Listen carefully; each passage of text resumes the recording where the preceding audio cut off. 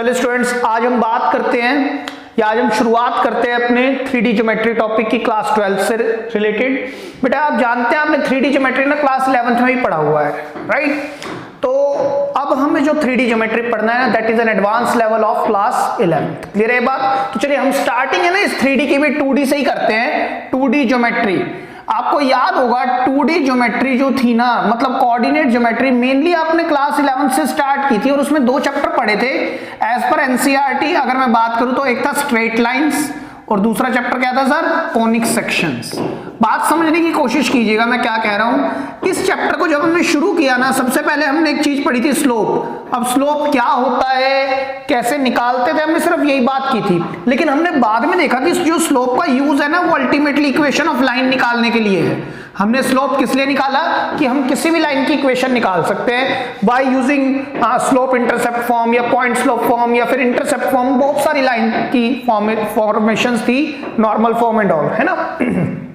तो अब हमें क्या करना है, अब हमें आना है 3D ज्योमेट्री पर। अब हमें किस पर आना है? 3D ज्योमेट्री पर। अभी भी हमें 3D ज्योमेट्री में है इक्वेशन ऑफ लाइन या प्लेन ही सीखनी है। प्लेन की बात अभी करेंगे, हमें सीखना क्या ultimately? Equation of line. Main हमें इक्वेशन ऑफ लाइन ही सीखनी है, जो हमने यहां सीखा था। फर्क क्या होगा सर, इस बार ना हम स्लोप का सहारा नहीं लेंगे। सर क्यों नहीं लेंगे, इसकी बात हम बाद में करेंगे अभी, ठीक है? तो हम लेंगे किसकी help? That will be a vector algebra. हम किसकी हेल्प लेने जा रहे हैं? वेक्टर अलजेब्रा की हेल्प लेने जा रहे हैं, वेक्टर अलजेब्रा की। ये बात आपको समझनी है।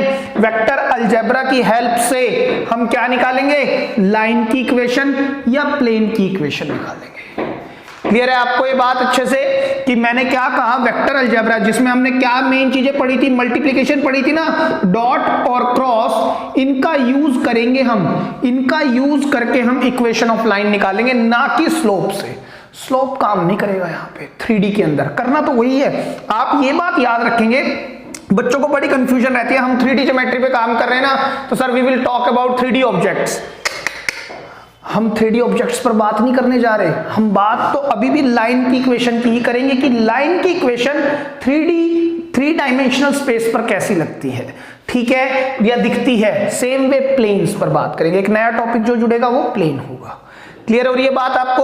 तो देखिए ध्यान से सुनना, वेक्टर अलजेब्रा से हम समझेंगे how we will use vector algebra in 3D space. हम वेक्टर अलजेब्रा को कैसे यूज कर सकते हैं 3D स्पेस में। उसके बाद हम ये समझेंगे व्हेन या वेयर, हमें इसको यूज कहां करना है और कब करना है, ये बात भी हमने समझनी है।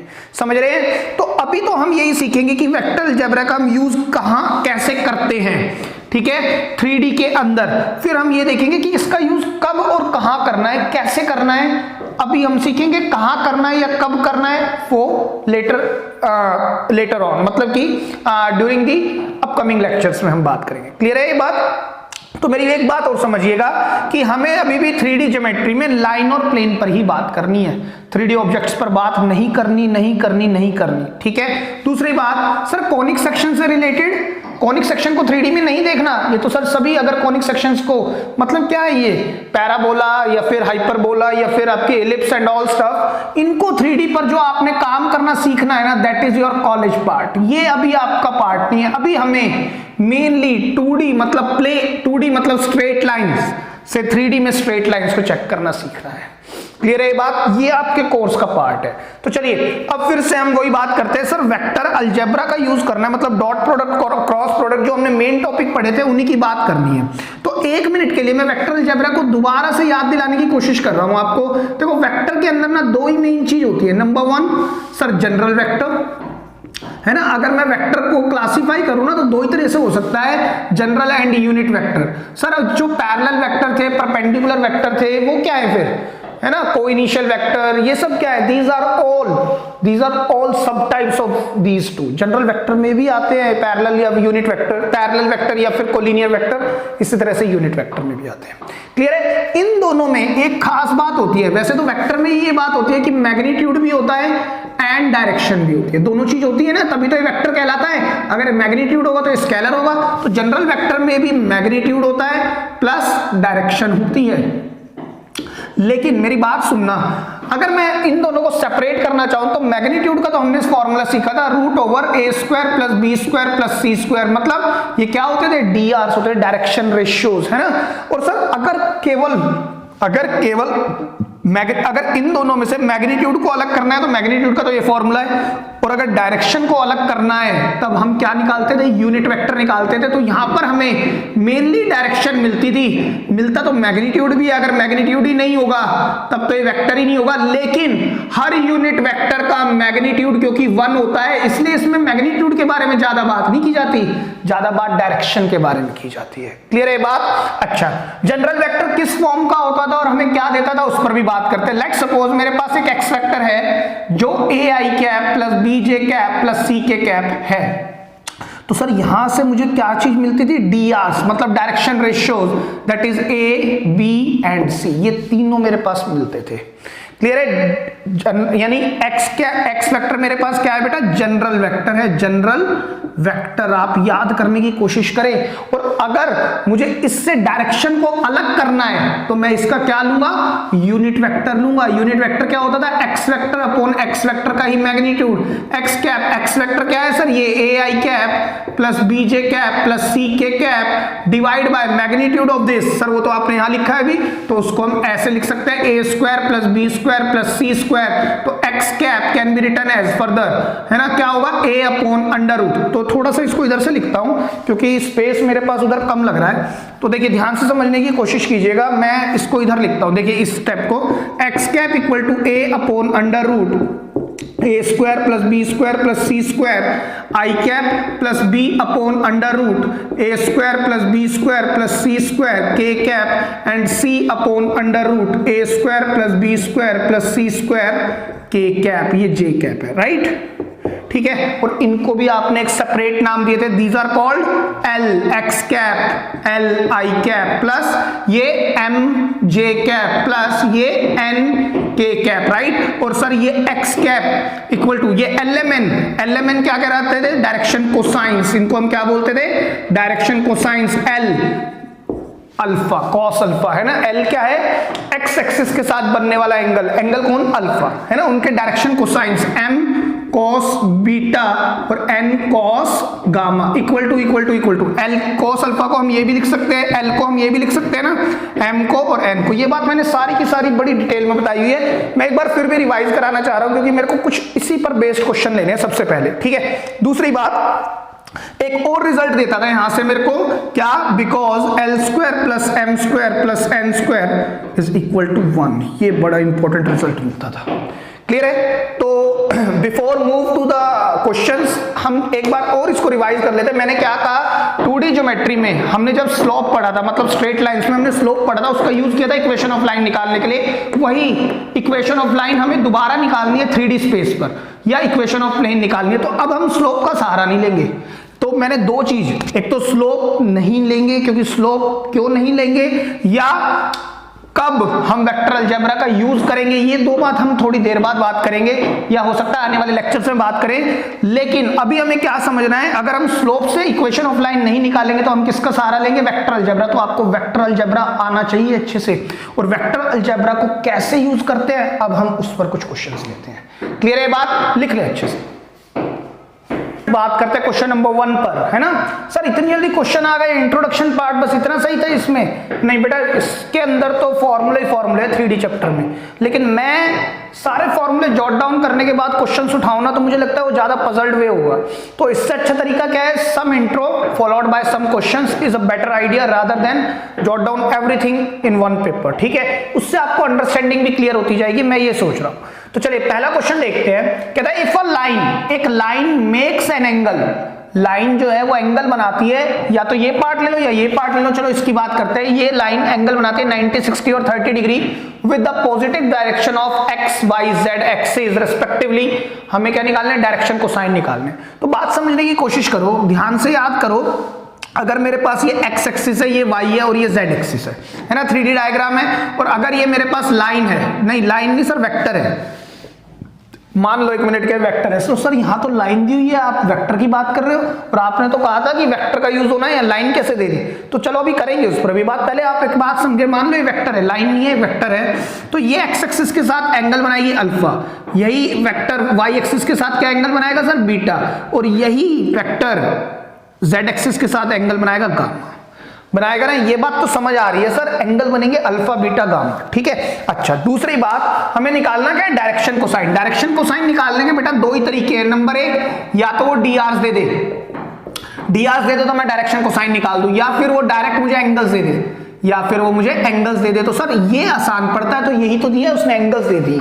तो ध्यान से समझना, अगर मैं बिकॉज 90 डिग्री किसके साथ बन रहा है? एक्स एक्सिस के साथ, तो मैं क्या लिख सकता हूं? एक्स एक्सिस के साथ बनने वाला एंगल कौन कहलाता है? अल्फा। तो therefore alpha equal to 90 degree, beta will be equal to 60 degree and gamma equal to 30 degree. हम लिख सकते हैं ना। अब मेरी बात ध्यान से सुनिएगा, अगर मुझे क्या निकालना है? Direction cosines. डायरेक्शन कोसाइंस का मतलब है cos of angle made bye x axis. Angle कौन कितना मेड हो रहा है? अल्फा। कॉस अल्फा निकालना मतलब हमें एल निकालना है सर, है ना। या हम यहां लिख सकते हैं, हमें क्या निकालना है? Direction cosines. आप थोड़ा लिखे यहां पे, डायरेक्शन कोसाइंस आर क्या होंगे sir? L is equal to cos alpha, M is equal to cos beta, N is equal to cos gamma equal to. देखिए अल्फा कितना है? 90 डिग्री, तो यहां लिखेंगे cos 90 degree, cos 60 degree and cos 30 degree, ठीक है। तो यहां पर देखिए कॉस 90 होता है 0, कॉस 60 कितना होता है सर? 1/2। कॉस 60 कितना होता है सर? 1/2, और कॉस 30 होता है √3/2। तो देखिए ध्यान से समझिएगा, मेरे पास देयरफॉर डायरेक्शन कोसाइंस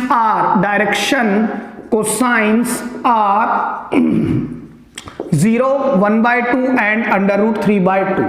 एक बात आप याद रखेंगे, डायरेक्शन कोसाइंस लिखना है, डायरेक्शन रेशियो लिखना है। हो सकता है मैं आने वाले कुछ टॉपिक्स में डीसीज लिखना स्टार्ट करूं, डायरेक्शन रेशियोज को डीआरस लिखना स्टार्ट करूं, लेकिन बेटा मेरे को तो बहुत क्वेश्चन कराने हैं आपको, इसलिए मैं डीसीज और डीआरस लिख सकता हूं, एक्रोनिम लगा सकता हूं, लेकिन आपको तो पेपर में 1 या 2 क्वेश्चन करने हैं, तो you have to write down the full form of it. हमेशा याद रखेंगे एक बात। दूसरी बात सर ये आ तो गए, लेकिन कैसे कंफर्म हो ये? इसके लिए तो हमने पढ़ा था because L² plus M² plus N² equal to 1। तो टू वेरीफाई या टू चेक, या तो आप इसको रफ शीट में जाके कर ले, साइड में जाके, या फिर वहीं पर दिखा दे। वेरिफिकेशन हमने कर दिया। L कितना है सर? 0 का स्क्वायर, ये कितना है? 1/2 का स्क्वायर, ये कितना है? √3/2 का होल स्क्वायर। तो ध्यान से देखो, ये 1/4, ये 3/4, तो ये बनेगा 4/4 इक्वल टू 1। तो 1 के इक्वल तो आ गया सर। तो हेंस ये जो हमारे डायरेक्शन कोसाइंस आए हैं आर एब्सोल्युटली राइट। क्लियर है? सेम वे हम इस पार्ट को भी कर सकते हैं कि मेरे पास अल्फा बीटा गामा क्या दिए हुए सर? इस बार जो 90 डिग्री मतलब एक्स एक्सिस से बनने वाला एंगल जिसको हम अल्फा बोलते हैं वो 90 डिग्री है, वाई एक्सिस से बनने वाला एंगल जिसको हम बीटा बोलते हैं 135 डिग्री है, जेड एक्सिस से बनने वाला एंगल जिसको हम गामा बोलते हैं 45 डिग्री, राइट। तो मैं फिर से L equal to cos alpha equal to sir यहां पर लिखेंगे cos 90 degree, M equal to cos beta is equal to cos 135 degree, n is equal to cos gamma is equal to cos 45 degree. तो cos 90 तो होता है 0, cos 45 होता है 1/√2। अब आप एक बात देखो, cos 135 सर कौन सा क्वाड्रेंट होगा? cos 135 का होगा ये वाला क्वाड्रेंट, है ना। यहाँ तो सर cos नेगेटिव आता है, तो वैल्यू तो पक्का नेगेटिव आएगी। डायरेक्शन कोसाइंस यहाँ पर इसके नेगेटिव आएंगे, लेकिन सर निकालेंगे कैसे? अरे ये तो इतना पढ़ा है हमने, को टर्मिनल एंगल्स या allied angles. cos 90 degree plus 45 degree लिख सकता हूं मैं इसको। सर कौन सा क्वाड्रेंट है? cos के लिए नेगेटिव, 90 का ऑड मल्टीपल, तो function change sin 45 which is equal to 1/√2 with negative sign. तो देयरफॉर अल्टीमेटली जो डीसीज आएंगे डायरेक्शन कोसाइंस आर क्या होंगे? 0, -1/√2 एंड 1/√2। ये मेरे पास डायरेक्शन कोसाइंस आएंगे। क्लियर है? ये L है, ये M है और ये N है। तो सर इसको भी चेक करना हो तो आप अपने आप करेंगे इसको चेक। कैसे sir? L² plus M² plus N² equal to 1 ये इक्वेशन होती है, आप इससे चेक करा। एक दिक्कत रह गई अभी भी सर, यहां पर हमने सारे रूल वेक्टर के लगा दिए, दिया क्वेश्चन में लाइन हुआ है, तो इसकी बात करेंगे आने वाले 1-2 क्वेश्चंस पे, ठीक है। इतने आप भी तो दिमाग लगाओ कि सर ऐसा हो क्यों रहा है, ठीक है। लिख लें इसको।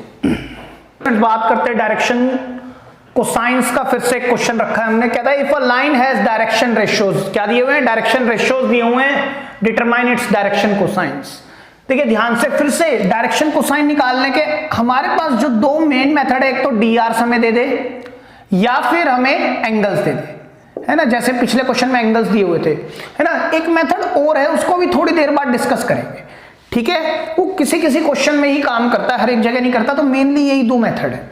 तो डायरेक्शन कोसाइन निकालने का या तो ये हो या ये हो। सर एंगल्स तो है नहीं, डी आर्स दिए हुए हैं तो हो गया काम, because D Rs are direction ratios are 2, -1 and -2। मेरे पास ये गिवन है, मतलब ये कौन है, ए बी एंड सी। और सर मेरे को निकालना क्या है, डायरेक्शन कोसाइन, तो वो क्या होता है, L equal to cos alpha, है ना, यहां लिख दें डी सीज आर यही। तो सर एंगल तो गिवन नहीं है, लेकिन मैं एक फॉर्मूला जानता हूं, a upon under root A square plus B square plus C square, m is equal to cos beta. Sir फिर से एंगल तो दिया नहीं है, लेकिन हम तो एक फॉर्मूला जानते हैं ना सर, ये जो हमने वेक्टर्स में पढ़ लिया था, सी स्क्वायर। इसी तरह n cos gamma c upon under root A square plus B square plus C square. ध्यान से समझिएगा आप मेरी बात। सर तीनों में एक ही बात कॉमन है, रूट तो ना हो। अगर मैं root A square plus B square plus C square को सेपरेटली निकाल दूं तो क्या होगा, देखिए ए स्क्वायर, ए कितना है सर, 2 -1 -2, 2 का square plus -1 square plus -2 square, 4 और 4 8 और 1 9, तो रूट 9 खुलने के बाद देगा 3, है ना। और ये क्या है सर, ये रूट है तो पॉजिटिव ही आएगा ना आंसर, अंदर से तो पॉजिटिव ही निकलेगा। तो देखिए ध्यान से समझना, नीचे तो आ गया सर 3, यहां भी 3 और यहां भी 3। ए कितना है 2 और ये कितना है -1 और ये कितना है -2, तो देयरफॉर डीसीज आर क्या है हमारे पास, 2/3 -1/3 and -2/3 is your answer. Sir to verify it again you can use, because L² plus M² plus N² equal to 1, इसको आप चेक कर ले, आंसर सेम आएगा। क्लियर है। तो सर इस क्वेश्चन में भी जो डायरेक्शन रेशियोज ले लिया और कोसाइन ले लिया आपने, तो क्वेश्चन में दिया तो फिर से लाइन हुआ है, if a line has direction ratios, है ना। और इस क्वेश्चन को भी देखता हूं तो हमें क्या निकालना है, फिर से डायरेक्शन कोसाइन निकालने हैं, और फिर से सर एक लाइन दी हुई है, चेक करो। तो सर आप बार बार डी आर्स की बात करते हो, डायरेक्शन कोसाइन की बात करते हो, जो कि वेक्टर में थे, ये तो सर वेक्टर है ही नहीं, तो लाइन है, तो फर्क क्या हो रहा है। देखो ध्यान से सुनना मेरी बात को। पहले अगर मेरे पास लाइन है, मान लो लाइन स्लैश वेक्टर, चेक करते हैं, देखते हैं एक बार।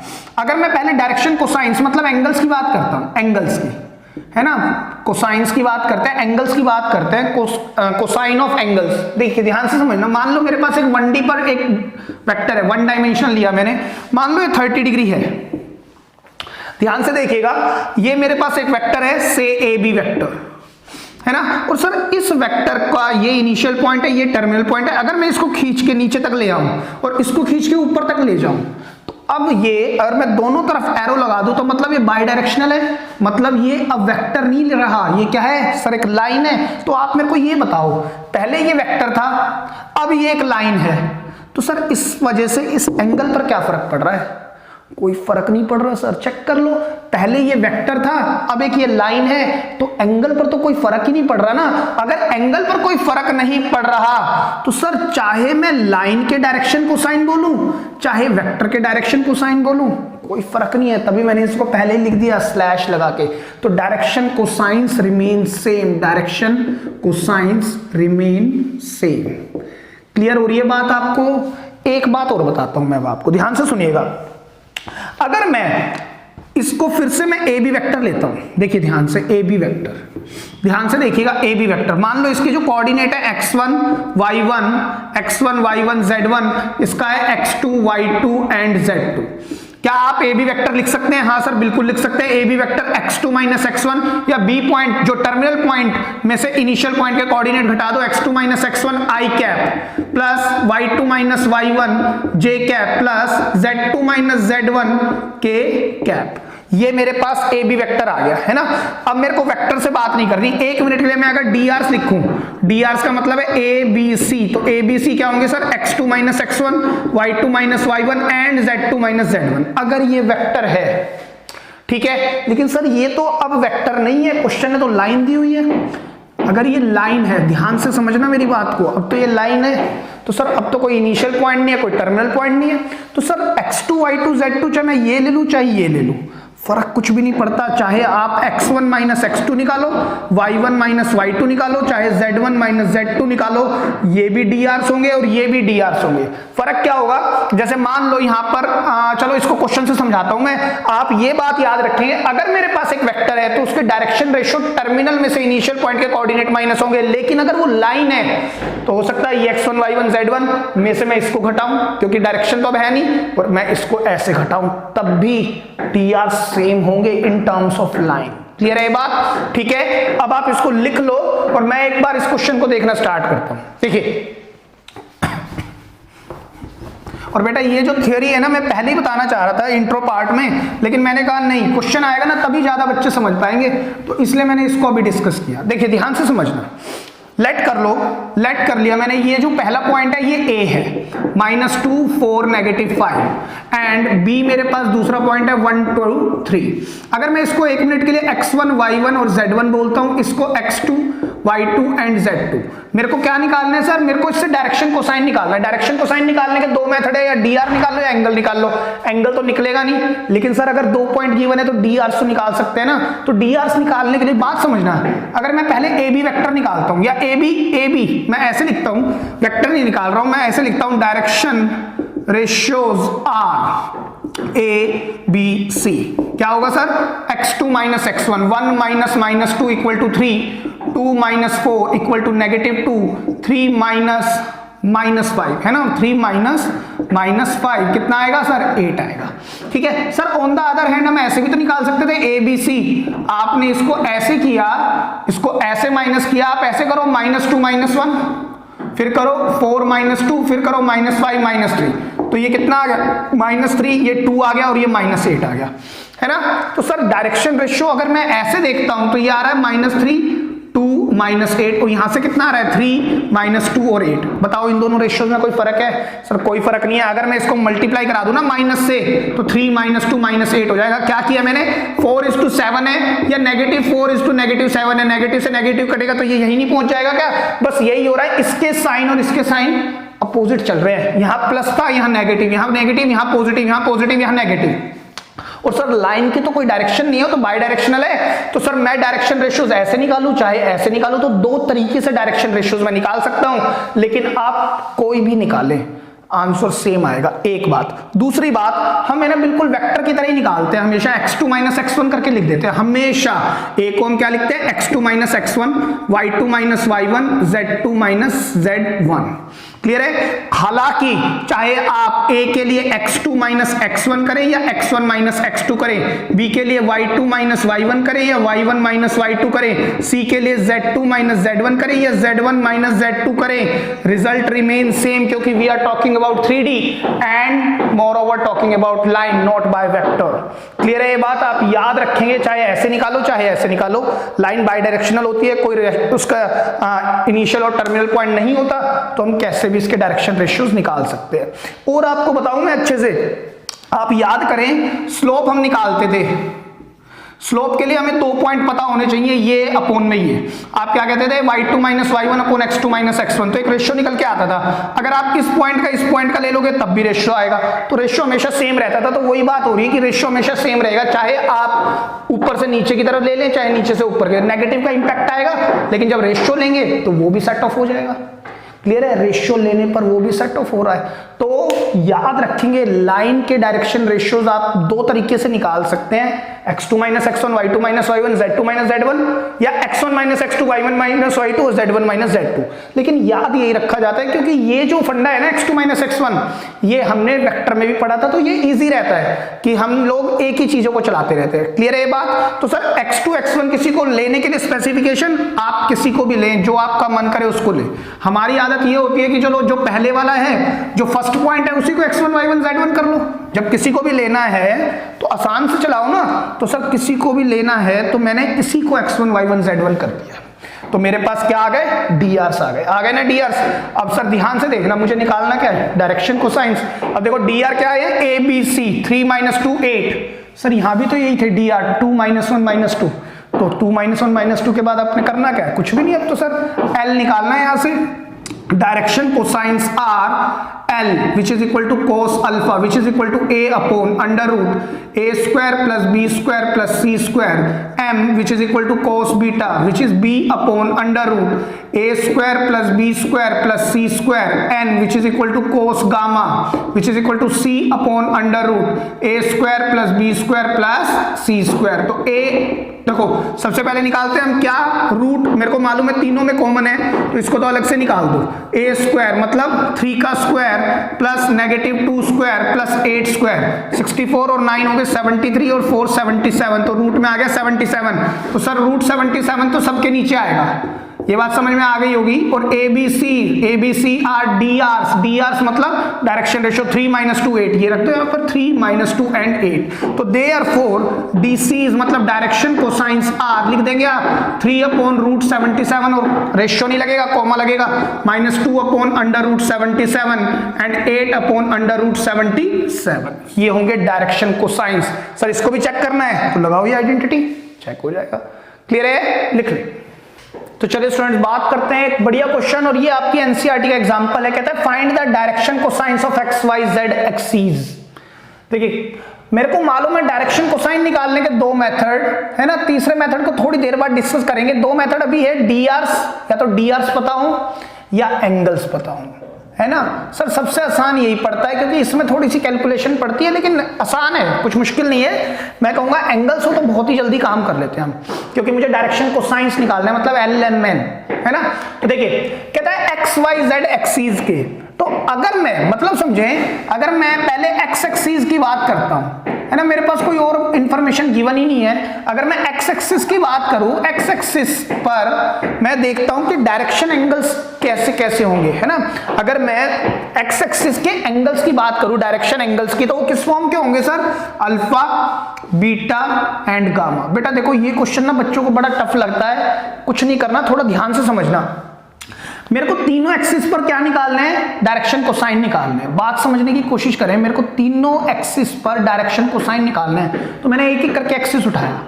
तो सर अगर हम एक्स एक्सिस के डायरेक्शन एंगल्स देखें, डायरेक्शन एंगल्स मैं थोड़ा लिख देता हूं जिससे आपको दिक्कत ना आए। अगर मैं इसके डायरेक्शन एंगल्स देखूं तो अल्फा बीटा गामा ही होंगे, है ना। तो अब बात दोबारा सुनना, कहता है अल्फा कितना होगा, अल्फा कौन होता है, alpha is an angle made bye x axis. तो एक्स एक्सिस से बनने वाला एंगल अल्फा वो इस एक्सिस के साथ कितने डिग्री का एंगल बनाएगा, सर वो बनाएगा 0 डिग्री का। बात समझ पा रहे हैं मैं क्या कह रहा हूं, मैंने क्या कहा, alpha is an angle made bye x axis. तो वो जो अल्फा होगा जो एक्स एक्सिस के साथ एंगल बनाता है वो खुद के साथ कितने डिग्री का एंगल बनाएगा, सर 0 डिग्री का।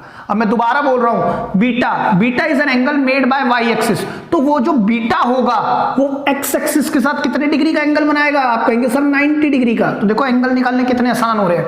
अगर मैं कहूं गामा कौन होता है, सर जो जेड एक्सिस के साथ एंगल बनाता है। तो गामा जो जेड एक्सिस के साथ एंगल बनाता है वो एक्स एक्सिस के साथ कितने डिग्री का एंगल बनाएगा, सर वो भी 90 डिग्री का एंगल बनाएगा, क्योंकि तीनों के तीनों एक्सिस एक दूसरे पर परपेंडिकुलर होते हैं, है ना, म्यूचुअली परपेंडिकुलर। तो मुझे तो सर अल्फा बीटा गामा नहीं निकालने, मुझे तो डायरेक्शन कोसाइन निकालने। ये तो डायरेक्शन एंगल्स आए हैं सर, डायरेक्शन कोसाइन का मतलब L cos अल्फा मतलब cos 0 कितना आएगा सर, ये आ गया हमारे पास 1, मैं यही लिख दूं 1। Same way m equal to cos beta is equal to cos 90 is equal to 0। Same way n equal to cos gamma is equal to cos 90 equal to 0। तो देयरफॉर हम ये लिख सकते हैं direction cosines of x axis वो क्या होंगे 1 0 0 1 0 0। Clear है, चलिए आगे बढ़ते हैं, एक और पर बात करते हैं।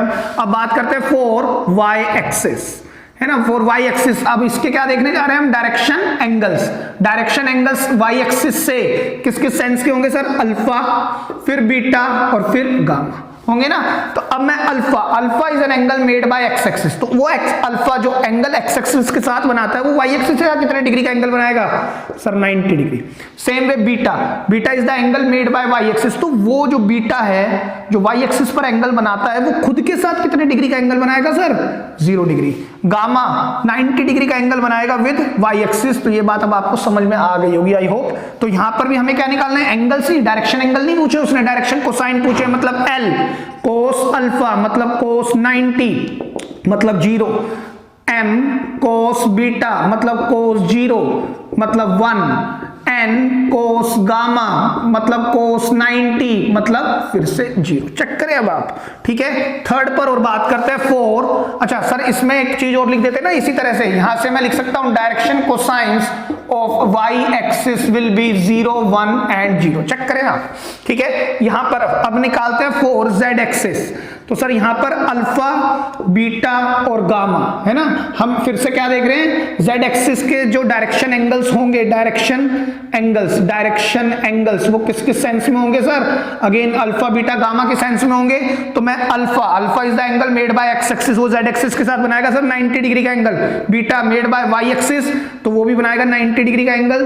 और sir gamma is the angle made bye z axis, तो वो खुद के साथ फिर 0 डिग्री का एंगल बनाएगा। तो मुझे निकालना क्या है सर, मुझे डायरेक्शन एंगल नहीं, डायरेक्शन कोसाइन निकालने हैं। तो cos alpha cos 90 equal to 0, m cos beta equal to cos 90 equal to फिर 0, n cos gamma equal to cos 0 degree equal to 1। तो यहां से sir direction cosines of z axis will be 0, 0, 1।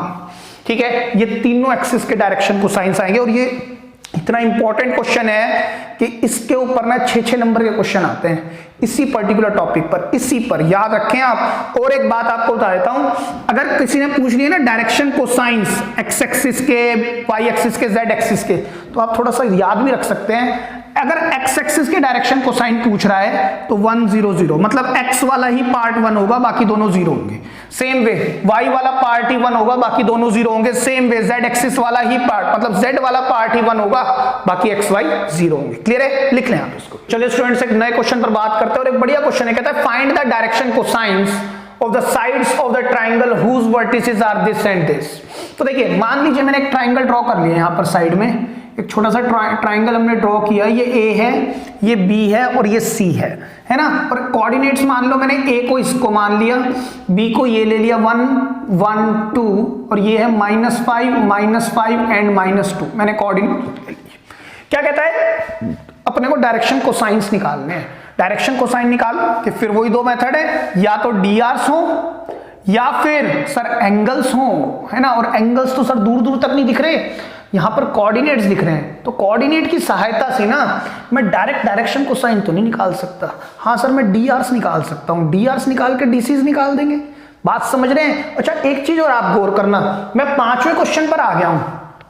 मैंने कहीं पर भी वेक्टर फॉर्म वगैरह कुछ नहीं बनाई, कहीं पर भी मैंने ऐसे नहीं लिखा ए बी वेक्टर, या कहीं वेक्टर डायरेक्ट यूज नहीं किया। हाँ डीआरस और डीसीज यूज कर रहे हैं, वो वहीं से उठ के आया है, लेकिन मैं कहीं पर भी वेक्टर की तरह से क्वेश्चन को सॉल्व नहीं कर रहा। आप देखने की कोशिश करें क्वेश्चंस को जो मैं सॉल्व कर रहा हूं, एक में भी वेक्टर का यूज नहीं कर रहा, लिख नहीं रहा कहीं पर भी वेक्टर को। यही हमने सीखना है, यही हमारा नेक्स्ट लेवल है।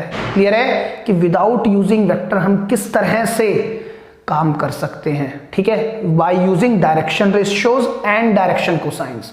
मैं सिर्फ यूज क्या कर रहा हूं, डायरेक्शन रेशियो, डायरेक्शन कोसाइन। मैं वेक्टर को कहीं लिख नहीं रहा, है ना। तो देखिए ध्यान से समझना, अगर मैं लेट कर लूं, लेट ए इज लिखना है आपने 3, 5, -4, B is -1, 1, 2 and C point is -5, -5 and -2। अगर मैंने कोऑर्डिनेट लेट कर लिए तो यहां से अगर मैं क्या करूं सर, मैं ना इसको बोलता हूं x1, y1, z1, ये है x2, y2, z2।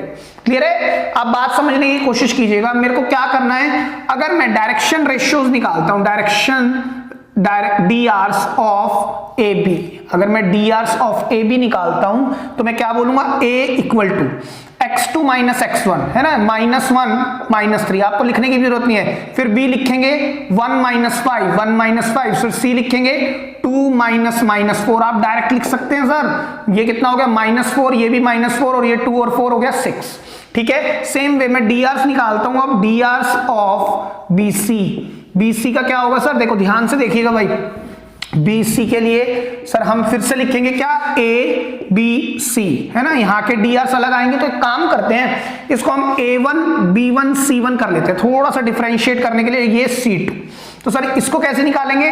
अब सर हमारे को B और C में निकालना है ना, तो ये x2 - x1, तो -5 - 1 कुछ लिखने की जरूरत नहीं है, -5 -1 -5 माइनस ऑफ -1 तो ये प्लस हो जाएगा बेटा, -5 -1 -2 एंड -2 तो ये मेरे पास कितने आएंगे -4 -6 एंड -4। चेक करो आप, क्लियर है। आगे चलते हैं, direction ratios of डीआरस of AC vector, AC निकाल लो या सीए निकाल लो, आपकी इच्छा है। तो अब की बार मैं इनको बोलता हूं A3 B3 एंड C3, है ना। या तो आप A में से C को माइनस कर लो या C में से A को माइनस कर लो, क्योंकि ये तो लाइन पर है, कोई वेक्टर की बात ही नहीं कर रहा। चेक करो आप, है ना। तो हम क्या करें, -5 वही चलाते हैं, x2 - x1, C में से A के कोऑर्डिनेट -5 -3 -5 -3 -5 -5 -2 माइनस ऑफ -4 तो कितने आ गए सर, -8 -10 एंड माइनस नहीं है प्लस का 2 आएगा। चेक करो, तो मेरे पास डीआर आ चुके हैं ए बी बी सी और ए सी के, है ना। तो अब हम क्या निकालेंगे सर, डायरेक्शन कोसाइंस निकालने हैं। तो सर अगर हम डीसीज निकालना चाह रहे हैं, अब डीसीज ऑफ ए बी,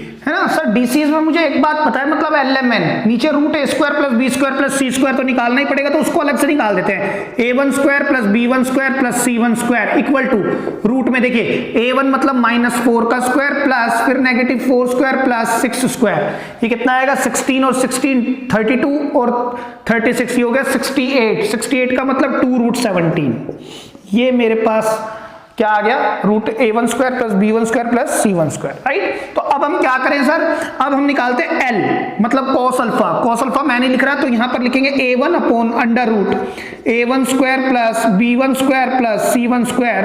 तो सर a कितना है, -4/2 √17, ये कैंसिल तो 2 आ जाएगा। m भी इसी तरह यहाँ b1 में, बेटा ये जो सारी बात है ना मैं इस वाले में लिखूंगा क्योंकि मेरे पास यहाँ स्पेस ज्यादा है, मैं यहाँ पर लिख रहा हूँ b1 दिस। तो b1 कितना है सर, -4 फिर 2√17, ये कैंसिल तो 2 -2/√17। n कितना है सर हमारे पास, c1 मतलब 6/2√17, ये भी कैंसिल 3/√17। तो डायरेक्शन कोसाइंस सर यहाँ की बजाय यहाँ लिख दो, डीसीज ऑफ ए बी हमारे पास कितने आ गए, -2/√17 और ये है -2/√17 और ये कितना है 3/√17। ठीक है, अगर इसको आप चेक करना चाहते हो तो लगाओ sir L² + m² + n² = 1। I think equal आएगा, चेक कराएं सर। ये कितना है 4 और 4 8 और 9 17, 17/17 1 आएगा। क्लियर है ये बात। अब आप बात करेंगे डायरेक्शन कोसाइंस ऑफ BC, कैसे निकालेंगे सर, इसी तरह से रूट में a2² + b2² + c2²। ध्यान से देखना, a1 -4 है, फिर -6 भी लेना है और 4 भी लेना है। तो सर आगे पीछे करके स्क्वायर लोगे तब भी तो ये निकल के आएगा 2√17। ये तो यहीं से दिख गया था कि जो इसका मैग्नीट्यूड होगा वही इसका भी मैग्नीट्यूड आएगा, ये मैग्नीट्यूड ही तो है ना। और आप देख रहे हो कि वेक्टर का यूज नहीं कर रहे हम, कहीं वेक्टर लिख नहीं रहे, हमें लिखना भी नहीं है। ठीक है, कोशिश करनी है बच के निकलने की, बिना उसके ही काम करना है अपने को। क्लियर है ये बात। तो ये हमारे पास आ गया। तो सर इसी तरह से L = दिस a2 दिस मतलब -4/2 √17, ये कैंसिल 2 आएगा। m आएगा b2 -6, ये L1 ले लें, L1 M1 N1, ये L2 M2, राइट। M2 क्या होगा, b2 दिस तो -6/2 √17, ये भी कैंसिल तो आएगा -3/√17 -2/√17। तो N2 कितना होगा सर, N2 होगा C2 मतलब -4/2 √17, ये कैंसिल तो -2/√17। तो डायरेक्शन कोसाइंस ऑफ दिस, इसके डीसीज क्या होंगे, DCs of BC will be equal to -2/√17 -3/√17 and -2/√17। Clear है ये बात। अब निकालते हैं डायरेक्शन कोसाइंस ऑफ AC। तो डीसीज ऑफ AC मैं यहां थोड़ा सा लिख के दिखा देता हूं क्योंकि मेरे पास स्पेस कंस्ट्रेंट था यहां पर थोड़ा सा स्पेस है। देखिए कैसे करेंगे डायरेक्शन कोसाइन। सबसे पहले हम निकालेंगे sir √A3² B3² and C3²। ठीक है, तो कितना आएगा देखिए इधर देखते हैं सर, -8 का स्क्वायर प्लस -10² प्लस 2 का स्क्वायर, ये होता है 64, ये 100 और ये 4, 64 और 4 68, 68 और 100 168, है ना। 168 के अगर आप फैक्टर बनाते हैं भाई 100 और 64, 164 और 4 168, तो कितने बनेंगे सर? देखो ध्यान से, मैं जानता हूं 21 इंटू 8 होता है बेटा, वैसे 21 इंटू 8 कितना होता है? 168। तो इसके अंदर 7 इंटू 3 भी होता है और इसके अंदर 2 इंटू 2 इंटू 2, तो सर ये तीनों तो इकट्ठे ही आएंगे। 7 3 जा 21, 2 जा 42 तो रूट में रह जाएगा, एक 2 बाहर आ जाएगा। ये मेरे पास मैग्नीट्यूड आएगा AC वेक्टर का, अगर वेक्टर की सेंस में लिखता हूं तो मैं। क्लियर है? अब हम क्या करेंगे, डायरेक्शन कोसाइंस के बाद अब हम LMN निकालेंगे, मतलब L3 will be equal to cos alpha 3 लेना चाहिए वैसे सर, यहां पर cos alpha 1, cos alpha 2, cos alpha 3 है ना, तो will be equal to A3 upon under root A3 square plus B3 square plus C3 square will be equal to A3 है sir -8 upon twice of root 42, ये cancel तो 4, तो आपका पूरा presentation कुछ इस तरह से होना चाहिए।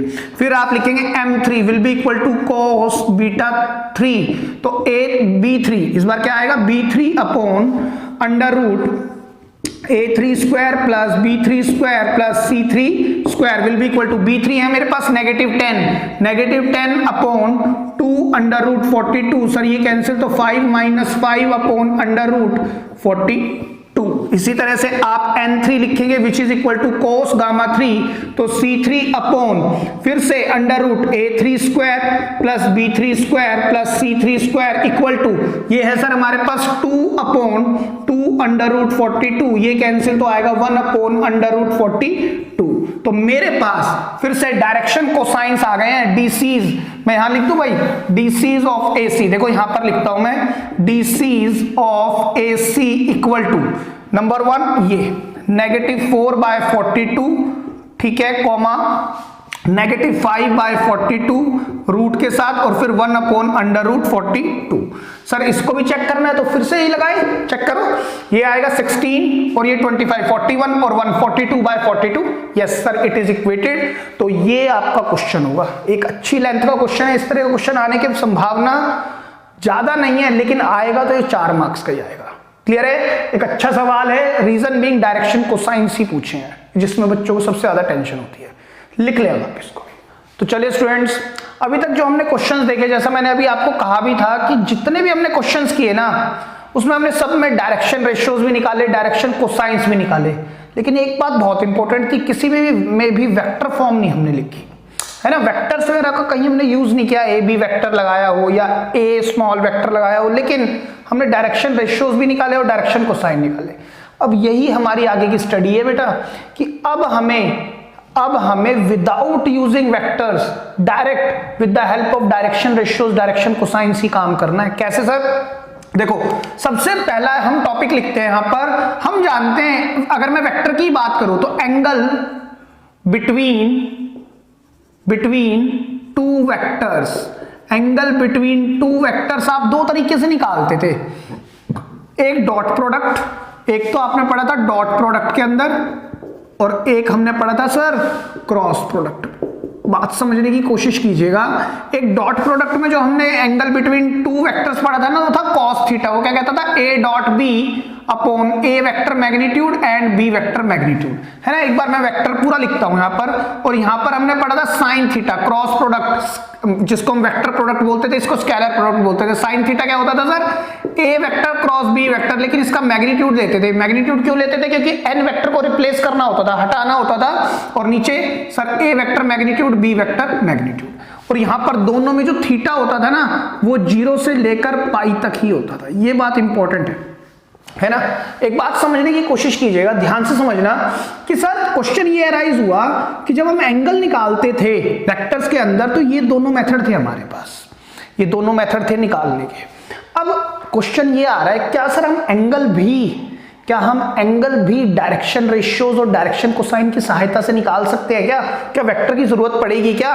मतलब क्या है, क्या हम एंगल्स, क्या या फिर can we find angle between lines या वेक्टर्स, है ना। एक ही तो बात है सर इस चैप्टर में, एंगल बिटवीन लाइंस या वेक्टर्स यूजिंग DRs या DCs। तो आंसर है यस, हम निकाल सकते हैं। क्लियर है? तो सबसे पहले हम ये समझते हैं डीआर से कैसे निकालेंगे, फिर सेकंड टॉपिक पढ़ेंगे डीसी।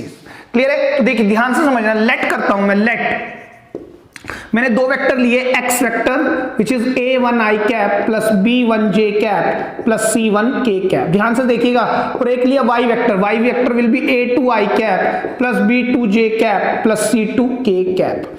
अब आप देखिए सर, या तो आप x वेक्टर y वेक्टर, या तो आप एक काम करो इस पूरे को x डॉट y, मतलब आप समझे इस बात को, अगर मैं ना एक मिनट के लिए cos थीटा को भी xy के सेंस में लिख देता हूं, x vector y vector same ले लेते हैं, बिल्कुल सेम जो मैंने वेक्टर लेट किए इसी तरह से x और यहां पर भी y, ठीक है। सेम वे मैं यहां पर ले लेता हूं, ये x है, ये मेरे पास क्या है y, और ये क्या है x, और ये क्या है y।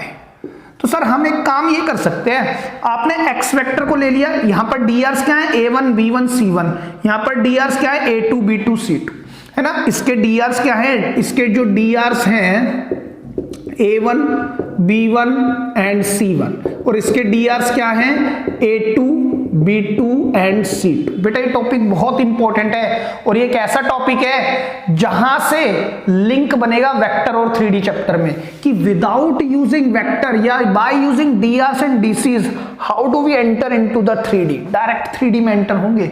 बहुत बढ़िया एक है ना, गैप को भरने का काम करता है ये particular topic, angle between two vectors या two lines in terms of 3D, ठीक है। तो ध्यान से देखिएगा सर, मेरे पास x और y आपने लेट कर लिए, तो x और y, तो सर मेरे को एंगल निकालना है अभी भी, तो एंगल निकालने के लिए या तो मैं इस फॉर्मूले में पुट कर दूं या इसमें।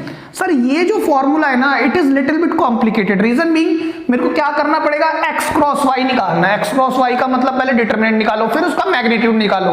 तो सर ये जो फॉर्मूला है ना, it is little bit cumbersome, है ना, ये थोड़ा सा मोनोटोनस होने लगता है, तो हम इसकी बजाय, है ना, जो कि प्रैक्टिकली पॉसिबल नहीं है, तो इसको हम इग्नोर करके सारा काम यहां से स्टार्ट करते हैं। हमेशा डॉट प्रोडक्ट को ही प्रेफरेंस दी जाती है, रीजन मैंने आपको बता दिया, क्योंकि प्रैक्टिकली आंसर तो ठीक आएगा वो भी, लेकिन प्रैक्टिकली इस पर काम करना ज्यादा टाइम कंज्यूमिंग है रादर देन दिस।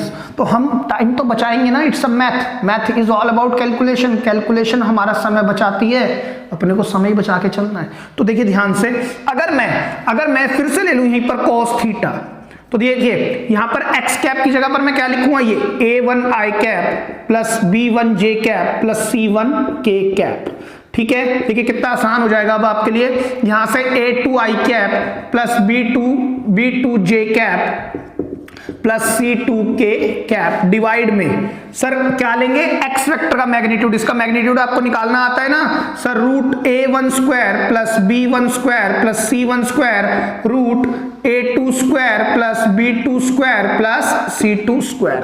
पता है ये बात क्लियर है? तो अब ध्यान से देखना आप लोग, मैं इसको अब यहां लिखूंगा आपसे, ठीक है। देखिए cos theta will be equal to क्या आएगा सर, i कैप और i कैप, है ना। आप जानते हैं डॉट प्रोडक्ट में i की i के साथ मल्टीप्लाई की जाती है, j की j के साथ और k की k के साथ, तो इसको लिखेंगे a1 a2, है ना। क्या आएगा सर यहां से a1 a2 प्लस b1, यहां पर b1 है भाई, b1 b2 c1 c2 divide by sir ये root as it is which is a1 square plus b1 square plus c1 square, same way root में आएगा a2 square plus b2 square plus c2 square. ये आपका formula बनेगा using क्या, direction ratios. देख लो यहां पर वेक्टर का नामो निशान खत्म हो चुका है, लेकिन यहां पर अभी भी वेक्टर था, चेक करो। तो इस फॉर्म को तो बोलते हैं बेटा vector form to find out the angle between two vectors, या ये भी वेक्टर फॉर्म है ना। इसकी और इस फॉर्म को क्या बोलते हैं सर, यहां पर वेक्टर आ रहे हैं क्या, नहीं आ रहे, इसी फॉर्म को बोला जाता है कार्टेशियन फॉर्म। मतलब हमने कार्टेशियन की सहायता से, पॉइंट की सहायता से a1 a2 b1 b2 c1 c2 निकाल लिए। a1 a2 b1 b2 c1 c2 है क्या सर, a1 b1 c1 तो dr है इसके, a2 b2 c2 है dr इसके। अगर मेरे पास कार्टेशियंस मतलब कोऑर्डिनेट्स गिवन है, तो क्या मैं dr से निकाल सकता, है ना। अगर मान लो मेरे पास कोऑर्डिनेट गिवन है, इसके लिए दो कोऑर्डिनेट देगा, है ना, यहां पर और एक यहां पर। देखो यहां x2 माइनस x1 a1 देगा, b2 y2 minus y1 b1 देगा, z2 माइनस z1 c1 देगा, सेम वे इसके लिए। तो कार्टेशियन फॉर्म बोलते हैं इसको। क्लियर है ये बात? तो देखो इसके अंदर हमने वेक्टर का कोई यूज नहीं किया हुआ, ठीक है। आप याद रखेंगे कि एक ये वेक्टर फॉर्म है और वो क्या है, कार्टेशियन फॉर्म। तो मैं इसको भी यहीं लिखता हूं, देखिए ध्यान से। चलो एक काम करते हैं, इसको पहले लेते हैं। यहां पर भी दो केस बनते हैं सर, वेरी इंपॉर्टेंट। देखो ध्यान से, दो केस क्या होते हैं सर? अगर मैं कहूं if theta equal to 90 degree और अगर मैं कहूं थीटा क्या है, 0 डिग्री, है ना। ध्यान से देखिएगा, अगर थीटा 90 डिग्री है, अगर थीटा 90 डिग्री है और मैं यहां पर 90 डिग्री रख दूं तो cos 90 कितना हो जाएगा, 0, और ये क्वांटिटी इधर आकर 0, तो therefore a1 a2 plus b1 b2 plus c1 c2 is equal to 0। मतलब थीटा 90 डिग्री होने का मतलब है कि A1 यानी थीटा 90 डिग्री होने का क्या मतलब है सर, इन दोनों वेक्टर्स के बीच में 90 डिग्री का एंगल है, तो कंडीशन ऑफ परपेंडिकुलैरिटी बनती है, कंडीशन ऑफ परपेंडिकुलैरिटी, है ना। थीटा अगर 90 डिग्री है तो मतलब वो दो लाइंस या दो वेक्टर्स आपस में परपेंडिकुलर हैं, तो A1 A2 plus B1 B2 plus C1 C2 equal to 0। आप याद करें, जब मेरे पास फॉर्म ये होती थी cos theta equal to x vector dot y vector upon x vector का मैग्नीट्यूड एंड y वेक्टर का मैग्नीट्यूड, और हम कहते थे theta when theta equal to 90 degree, तो आप क्या बोलते थे sir, x vector is perpendicular to y vector, क्या देते थे ना। मतलब इस बात का फर्दर मतलब क्या हुआ, इनकी डॉट प्रोडक्ट 0 होगी। अगर इनकी डॉट प्रोडक्ट 0 होगी तो अब अगर मैं, अब ध्यान से देखना, अगर मैं x डॉट y की जगह पर ही ये रख दूं, x डॉट y क्या है, x वेक्टर ये वाला है और y वेक्टर ये वाला है, x वेक्टर और y वेक्टर, तो x वेक्टर को और y वेक्टर पर जब डॉट प्रोडक्ट लगाएंगे तो a1 a2 plus b1 b2 plus c1 c2 किसके इक्वल, 0 के इक्वल। वही बात हमने यहां पर भी लिखी है। आप कैसे भी समझ सकते हैं, चाहे ऊपर से आ जाए चाहे वेक्टर प्रोडक्ट से ले ले, ये पूरी वेक्टर फॉर्म है, ये भी वेक्टर फॉर्म है इसकी और ये इसकी कार्टेशियन फॉर्म है। बेटा याद रखें, अगर मैंने पूछ लिया भैया कार्टेशियन फॉर्म बताओ तो a1 a2 plus b1 b2 plus c1 c2 equals to 0, और देख लो यहां पर कोई वेक्टर का यूज नहीं हो रहा, पूरा डायरेक्शन रेशियोज चल रहे हैं, डायरेक्शन रेशियोज, ऊपर भी देख लो पूरे डायरेक्शन रेशियो चल रहे हैं। दूसरा केस, अगर थीटा 0 हो जाए, अगर थीटा 0 है, बात समझना, तो वेक्टर फॉर्म क्या होती थी, अगर cos थीटा, देखो मैं यहां से चलाता हूं, उधर से समझ नहीं आएगा, when theta equal to 0 degree, तो आप क्या कहते थे यहां पर, अगर थीटा 0 है तो सर यहां से तो कोई रिजल्ट बन नहीं पा रहे, क्योंकि आपने cos 0 रख दिया तो 1 आ जाएगा। लेकिन हम एक चीज और जानते हैं कि एक वेक्टर दूसरे वेक्टर के लैम्डा टाइम होता था, ये हमारी वेक्टर फॉर्म है। ये कौन सी फॉर्म है, वेक्टर फॉर्म है। जैसे यहां पर ये तो मेरी हो गई, जब थीटा 90 डिग्री है तो मैं थीटा इक्वल टू 0 पर यहां लिखता हूं, व्हेन थीटा इक्वल टू 0, तो हम इसमें तो रख नहीं पा रहे ना, लेकिन एक वेक्टर फॉर्म और पढ़ी थी हमने कि x vector is equal to lambda times y vector, हम ये लिख सकते हैं और यही मेरी वेक्टर फॉर्म है। सर इससे फिर कार्टेशियन फॉर्म बना लेते हैं, कैसे सर, x वेक्टर क्या है, x वेक्टर का मतलब क्या है हमारे पास, देखो ध्यान से, कहां है x वेक्टर हमारा, ये रहा, a1 i cap plus b1 j cap plus c1 k cap equal to lambda times a2 i cap plus b2 j cap plus c2 k cap. अगर इस लैम्डा को मैं अंदर प्लेस कर दूं, a1 i cap plus b1 j cap plus c1 k cap equal to lambda time a2 i cap plus lambda time b2 j cap plus lambda time c2 k cap. अगर दो vector equal है तो दो condition आती हैं, उनके magnitude equal होंगे, दूसरी बात उनके i j k के कंपोनेंट भी इक्वल होंगे। तो सर मैं ये लिख सकता हूं, therefore a1 equal to lambda times a2, b1 equal to lambda times b2, c1 equal to lambda times c2। तो देयरफॉर यहां से मैं तीनों से लैम्डा निकाल सकता हूं, a1 upon a2 equal to lambda, b1 upon b2 equal to lambda and c1 upon c2 equal to lambda. तो therefore a1 upon a2 equal to b1 upon b2 equal to c1 upon c2, तो ये अगर lambda के equal आ जाए तो this is called condition of parallelism और collinearity. और कोलिनियरिटी याद करने की कोशिश करें, थीटा क्या है, 0 डिग्री है ना, अगर थीटा 0 डिग्री है तो मतलब एंगल 0 बन रहा है। तो मेरा क्या कहने का मकसद है कि अगर मेरे पास दो वेक्टर गिवन हैं और उनके डायरेक्शन रेशियोज क्या आ जाएं, अगर डायरेक्शन रेशियोज प्रोपोर्शनल हो गए ना बेटा, a1 a2 equal to b1 b2 equal to c1 c2, किसी लैम्डा किसी नॉन जीरो कांस्टेंट के इक्वल, तो yes they are parallel to each other. ये बात समझनी है आपने। अब मेरे को इसका भी लगाने की जरूरत नहीं है, ये बात आप याद करें, मैंने आपको बताया था ये मोस्ट इंपॉर्टेंट है। या फिर एक हम बात करेंगे 3D के अंदर, तो 3D में हमने इस पर बात की, और इसमें देख लो आप, ये कार्टेशियन फॉर्म है, it is also a Cartesian form, और ये क्या है सर, वेक्टर फॉर्म। देखो तीनों की वेक्टर फॉर्म और कार्टेशियन फॉर्म।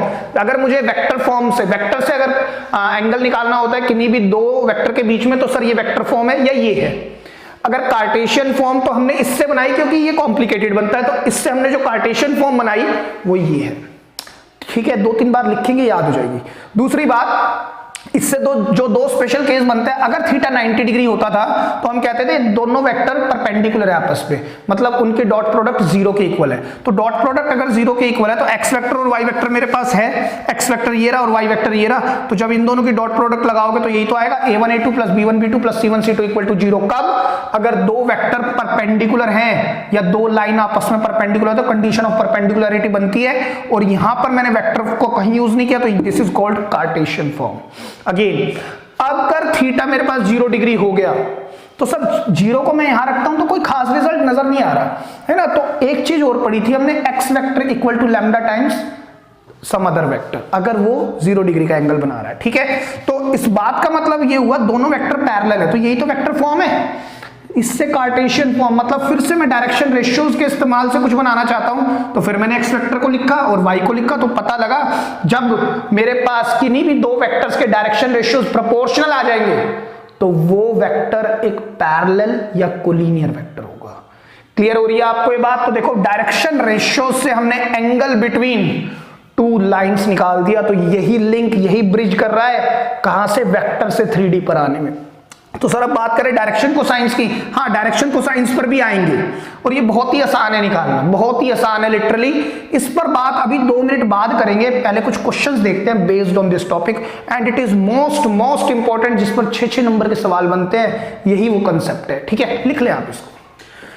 तो चलिए स्टूडेंट्स बात करते हैं 2 क्वेश्चन पर, क्वेश्चन नंबर 6 और 7। देखिए, शो दैट द लाइंस है ना through the point this and this is perpendicular, यानी जो लाइन बनेगी इन दोनों कोऑर्डिनेट से वो परपेंडिकुलर होगी, जो लाइन बनेगी इन दोनों कोऑर्डिनेट से। ठीक है, तो देखो करने के 2 मेथड हो सकते हैं। परपेंडिकुलर के लिए हमें मालूम है, अगर मेरा cos थीटा 90 डिग्री आ जाए, मतलब एक वेक्टर मैं इन दोनों लाइन से, इन दोनों पॉइंट से निकाल लूं, एक वेक्टर इससे, है ना। तो जैसे मैंने कहा late A is 1 minus 1 2, B is 3 4 minus 2, and C point ले लिया मैंने ये 0 3 2, और D पॉइंट ले लिया 3 5 और 6। तो मैं यहां से AB वेक्टर निकाल लूं, यहां से CD वेक्टर निकाल लूं, उन दोनों के बीच cos थीटा निकाल देते हैं, है ना। AB vector dot CD vector divide by उनका मैग्नीट्यूड। अगर दोनों के बीच एंगल 90 डिग्री आ गया तो सर ठीक है, दोनों परपेंडिकुलर है, लेकिन सर मैं तो वेक्टर से भी बच सकता हूं ना। तो देखो मैं क्या कर सकता हूं, मैं डायरेक्शन रेशियो से डायरेक्ट कर दूंगा, direction ratios of AB line. Same way मैं इधर निकालता हूं direction ratios of CD line. तो देखो ध्यान से, जब डायरेक्शन रेशियो निकाल रहे हो तो A1 B1 और C1 है ना, 1 ले लेना, क्योंकि डायरेक्शन रेशियोज ABC लोगे तो फिर यहाँ ABC फिर लोगे, तो थोड़ा सा डिफरेंशिएट करने के लिए A2 B2 C2 इस तरह ले लें। तो A1 रखने का तरीका क्या होगा, AB लाइन 3 - 1 या 1 - 3, लेकिन मैंने आपको कहा था आप पीछे वाले में से ही आगे वाला घटाया, आप आदत वेक्टर जैसी रखे, 3 - 1, फिर 4 - -1 -2 -2। तो बेटा देखो कितना आएगा सर, ये 2 आएगा, ये 5 आएगा, और ये आ गया -4। यहां से देखिए CD पर 3 - 0, ये देगा 3 5 - 3 सर, ये आएगा 2 6 - 2, ये आएगा सर 4। तो देखिए मेरे पास DRs आ चुके हैं, AB लाइन के भी CD लाइन के लिए भी। तो हम क्या करना चाहते हैं, परपेंडिकुलर बताना है, तो कंडीशन ऑफ परपेंडिकुलैरिटी क्या थी sir, A1 A2 plus B1 B2 plus C1 C2 अगर 0 आ गया तो ये दोनों लाइन आपस में परपेंडिकुलर होंगी। तो यहां से आप LHS को पिक करेंगे, विच is A1 A2 B1 B2 and C1 C2, है ना। A1 कौन है sir, direction ratios A1 A2 into 3 plus B1 है सर 5 इंटू 2 इंटू लगाना है ना, मल्टीप्लाई लगा लेते हैं।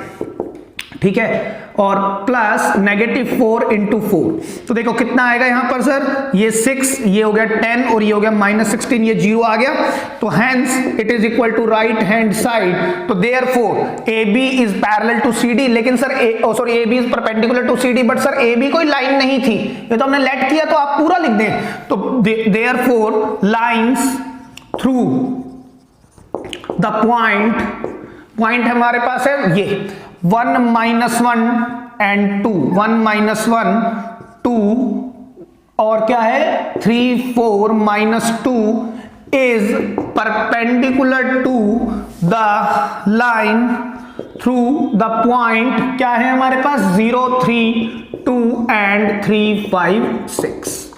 क्लियर है ये बात? बहुत ही आसान हो रहा है ना सर। देखो हमने तो वेक्टर का यूज ही नहीं किया और with the help of direction ratios हमने ये दिखा दिया कि दोनों की दोनों लाइन आपस में परपेंडिकुलर है। देख लो आप, कहीं पर भी हमने वेक्टर फॉर्म नहीं यूज की। ये कौन सी फॉर्म है? दिस इज कार्टेशियन फॉर्म, है ना।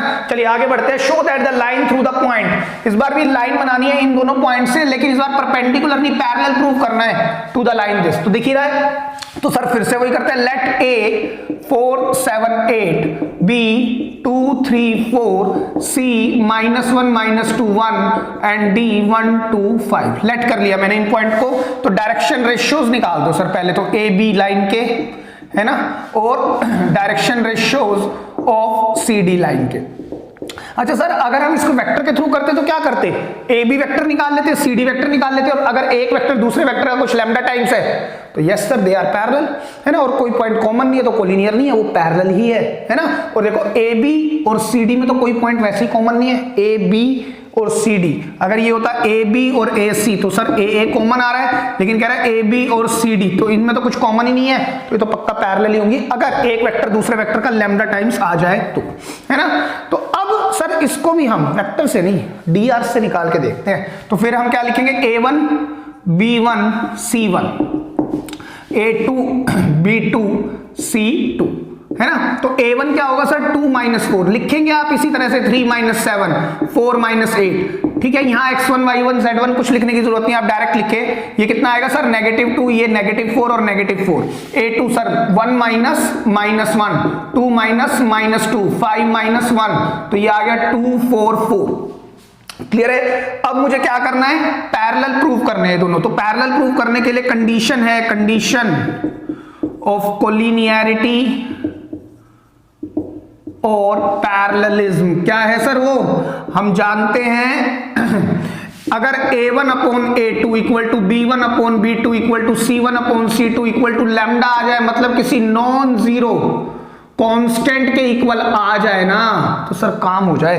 तो A1/A2 डायरेक्शन रेशियोज A1 -2 और अपोन में 2, B1 मतलब -4 अपोन में 4 और -4 अपोन में 4। सर इनको कट करो, -1 -1 -1, तो sir yes A1 A2 B1 B2 and C1 C2 तीनों का रेशियो प्रोपोर्शनल है। किसके इक्वल है? -1 के। लैम्डा क्या है यहाँ पर? -1। तो देयरफॉर हम क्या कह सकते हैं? AB is parallel to CD, AB parallel होगा CD के। लेकिन सर A और B तो कुछ है नहीं, तो आप पूरा लिख देंगे। Therefore we can say line through the point क्या है? 4 7 8 2 3 4 2 3 4 2 3 4 is parallel to the line through the point -1 -2 1 1 2 5। Clear है बेटा ये बात? ये भी देख लो, हमने ये फॉर्म कौन सी लगाई है sir? Again it is a Cartesian form. Check करो आप, है ना। ये कंडीशन ऑफ परपेंडिकुलरिटी है, ये पैरेलल के लिए है ना। एक बात और देखो सर, इतना सारा भी सोचने की जरूरत नहीं थी। आप यहीं से देखना, A1 A2 -2/2 -1 -4/4 -1 -4/4 -1, तो इनको आप हमेशा इसी तरह आमने सामने लिखें, और जो आपके पास शीट मिलती है ना वो हॉरिजॉन्टल मैनर में होती है, तो आप सामने लिखेंगे तो आपको जल्दी पता लगेगा। अगर यहीं पर आपको दिख गया कि नहीं ये तो पैरेलल नहीं आ रहा, मान लो यहाँ गलती से 5 आ जाता है, तो -4/5, सर ये तीनों इक्वल आने चाहिए ना। A1 A2 A1/A2 B1/B2 C1/C2 आ नहीं रहे, तो फिर आप वहीं पर कैलकुलेशन को चेक कर सकते हैं। इसलिए मैं आपको बता रहा हूं, आप यहीं पर चेक करके फिर ये आप फॉर्मेलिटीज पूरी करें। क्लियर है? लिख लिया। तो चलिए स्टूडेंट्स बात करते हैं क्वेश्चन नंबर 8 पर। देखो बेटा ये क्वेश्चन ना कई बार आप कर चुके हो, 3 पॉइंट है कोलिनियर दिखाने हैं सर, ये तो सर हम बहुत बार कर चुके हैं। आपको याद दिलाने की कोशिश करता हूं, इसको दिखाने का एक तरीका ये हो सकता है, मैं ए पॉइंट से associated position vector, B point से एसोसिएटेड, सी पॉइंट से एसोसिएटेड पोजीशन वेक्टर लिख देता हूं सर, फिर ए बी वेक्टर निकाल लेते हैं, बी सी निकाल लेते हैं, ए सी निकाल लेते हैं। अगर एक वेक्टर दूसरे वेक्टर का कुछ लैम्डा टाइम आ जाए और कोई 2 पॉइंट में से 1 पॉइंट कॉमन हो जाए, मतलब मैं कह रहा हूं ए बी वेक्टर अगर lambda time B C vector हो गया तो आप क्या कहेंगे, A B vector is parallel to B C vector. But अगर ए बी और बी सी पैरेलल हैं तो ये ए बी हुआ, उसका बी नीचे से स्टार्ट होगा, नहीं सर यहीं से तो होगा, तो बिकॉज आप लिखेंगे B point is common, hence A B C is collinear. ऐसे मैंने कई बार कराया आपको। या मैं ये कर सकता हूं, मैं ए बी सी वेक्टर, फिर से मैं वही करूं, ए बी वेक्टर निकाल लूं, बी सी निकाल लूं और ए सी, है ना। ये क्या है, एक तरह से ए बी सी 3 पॉइंट है, इनसे एसोसिएटेड पोजीशन वेक्टर्स होंगे, ओ ए माइनस, यानी यहां पर O B minus O A, O C minus O B या O C minus O A. नहीं तो A B sir B point के जो कोऑर्डिनेट है उसको ए पॉइंट के कोऑर्डिनेट में से माइनस कर दो, terminal point minus initial point, ऐसे भी हम कर सकते हैं। तो मेरा कहने का मकसद है, आप एक मेथड ये लगा सकते हैं, A B vector plus B C vector equal to A C vector, मतलब इनका मैग्नीट्यूड आ जाए सर, है ना। ये भी हम किया कर सकते हैं। या हमने सर एक चीज और भी सीखी थी, अगर मैं डॉट प्रोडक्ट की बात करूं तो कोई भी 2 वेक्टर ले लो ए बी बी सी, अगर इन दोनों के बीच में जो एंगल है ना कॉस थीटा वो 0 डिग्री आ जाए तो भी सर ये काम हो जाएगा। ये भी हम कर सकते हैं, कोलिनियर तो ऐसे हो सकते हैं ना, है ना। या फिर सर हम एक काम और भी कर सकते हैं, जो हमने क्रॉस प्रोडक्ट में बात सीखी थी। क्रॉस प्रोडक्ट में हमने सीखा था, अगर एरिया ऑफ ट्राइंगल वो 0 आ जाए तब भी काम हो जाएगा। बात समझने की ये है कि सर इतने सारे मेथड हैं, अडॉप्ट कौन सा करना है। क्या क्वेश्चन ने बोला है कि वेक्टर लगाओ, 3D लगाओ, कुछ बोला है तो सर आसान लगाते हैं ना। तो सबसे अच्छा तरीका तो वही है बेटा, A vector equal to lambda time B vector, अगर मैं वेक्टर पर बात करूं। लेकिन अगर मैं 3D से बात करूं तो हम डायरेक्शन रेशियो से ही काम कर देंगे सर। किन्हीं भी 2 वेक्टर के डायरेक्शन रेशियोज निकाल लेते हैं। जैसे सर देखिए डी आर्स, किन्हीं भी 2 वेक्टर डी आर्स ऑफ, या तो 2 वेक्टर बोल लो या 2 लाइन, ए बी सी है ना, मैं ये भी तो बोल सकता हूं ए बी सी। तो या तो आप कोई भी ए बी और बी सी के, चलो मैं निकालता हूं direction ratios of A B, और इधर मैं निकालता हूं direction ratios of B C ले लेते हैं, है ना। तो ए बी के मतलब A1 B1 C1 क्या है, ये डी आर निकाल रहा हूं, इधर भी A2 B2 C2। ट्राई करें बिल्कुल कॉरस्पॉन्डिंग लिखने की इनको। A1 क्या होगा sir, AB 1 minus 2 1 minus 2 minus 2 minus 3 direct लिखेंगे आप। 3 minus minus 4 कितना आएगा सर, -1 -5 और 7। A2 BC, अब ये C में से B हटा दो चाहे या B में से C, लेकिन हम वेक्टर में उल्टा चलते थे, C में से B हटाते थे ना, तो वैसे ही चलाते हैं। 3 minus 1 और ये होगा 8 minus minus 2 minus 11 minus 3 equal to ये होगा 2, ये 10 और ये हो गया -14। चेक करें अब आप, ठीक है सर। ये तो देखने से ही पता लग रहा है क्या, देखो अगर मैं इसको -2 से मल्टीप्लाई करा दूं तो ये आएगा, इसको भी -2 से मल्टीप्लाई करा दूं तो ये आएगा, इसको भी -2 से मल्टीप्लाई करा दूं तो यही तो आएगा सर। तो देयरफॉर हम देखो इसको लिखेंगे कैसे, लेकिन सर मेरे को क्या दिखाना है, ये दोनों कोलिनियर है। कोलिनियर के लिए हम क्या करेंगे, हमने वही तो सर करना है, condition of collinearity, condition of collinearity.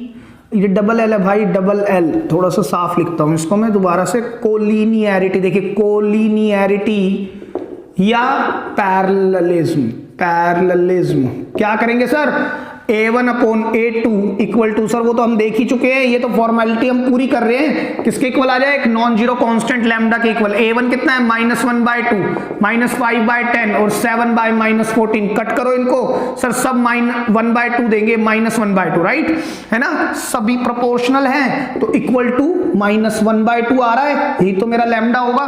तो ये सब प्रोपोर्शनल है, A1/A2 B1/B2 C1/C2 सभी रिजल्ट सेम दे रहे हैं, -1/2। because DRs of AB and BC are proportional है ना, आप लिख सकते हैं बात।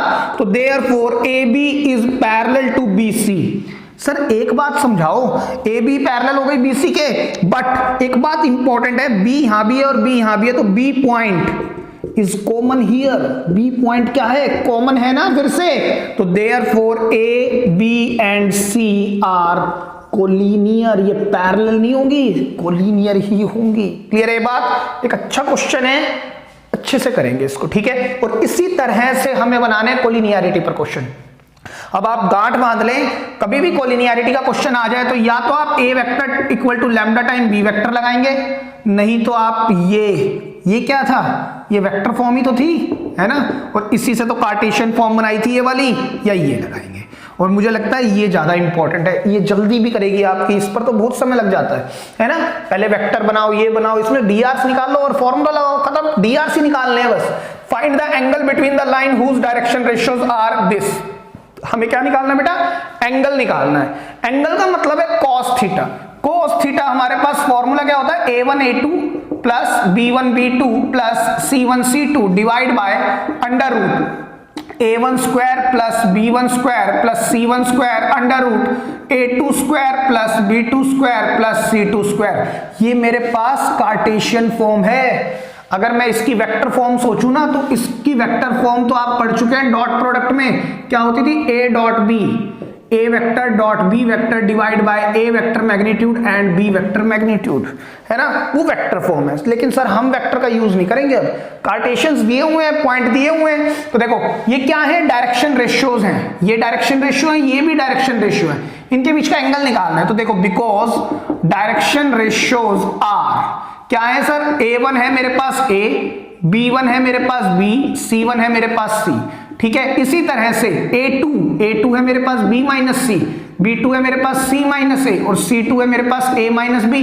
इन सबको इस फॉर्मूले में पुट कर दो। cos theta equal to therefore क्या होगा? a1 a times b minus C a2 plus b times c minus a plus c times a minus b divide by, पहले सर इसके रूट में रखेंगे a square b square c square, क्योंकि a1 b1 c1 तो यही है ना, under root. अब क्या करेंगे सर? a2 b2 c2 का होल स्क्वायर और इनका सम, तो b माइनस c का square, c minus a square plus a minus b whole square. इतना तो आप आराम से कर सकते हैं। अब ध्यान से देखना, अगर मैं ऊपर ओपन कर दूं इसको, तो ab minus A C plus B C minus B A, C A minus C B, और जो नीचे आएगा ना वो रूट आप एज इट इज लिखेंगे। देखिए ये सब कैंसिल होंगे, चेक करें आप, ये आ गया 0 अपॉन समथिंग, 0 अपॉन समथिंग लिख रहा हूं भाई मैं, समथिंग क्या देगा? cos theta equal to 0। cos theta अगर 0 है तो थीटा क्या है? Theta equal to 90 degree. Theta क्या होगा सर?